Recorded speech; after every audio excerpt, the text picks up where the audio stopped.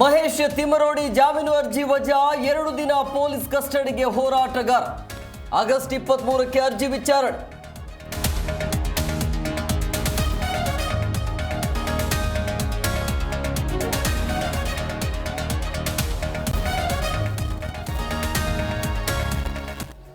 YouTuber ಸಮೀರ್ಗೆ ನಿರೀಕ್ಷಣಾ ಜಾಮೀನು. ಮಂಗಳೂರು ಜಿಲ್ಲಾ ಸತ್ರ ನ್ಯಾಯಾಲಯ ಮಂಜೂರು. ಧರ್ಮಸ್ಥಳದ ವಿರುದ್ಧ ಅಪಪ್ರಚಾರ ಆರೋಪ.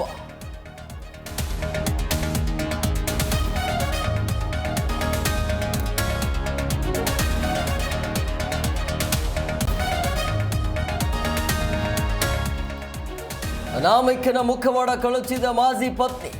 ಧರ್ಮಸ್ಥಳ ಬಗ್ಗೆ ಆತ ಅಪಪ್ರಚಾರ ಮಾಡ್ತಿದ್ದಾನೆ. ಆತ ಹೇಳಿದ ಹಾಗೆ ಏನು ನಡೆದಿಲ್ಲ ಎಂದ ರತ್ನಮ್ಮ.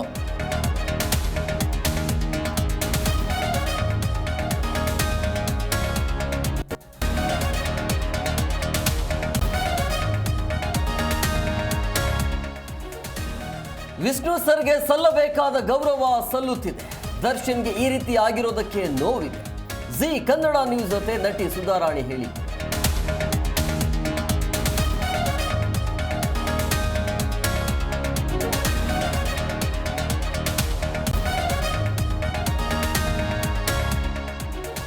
ತಮಿಳುನಾಡಿನಲ್ಲಿ ದಳಪತಿ ವಿಜಯ್ ಅಬ್ಬರ.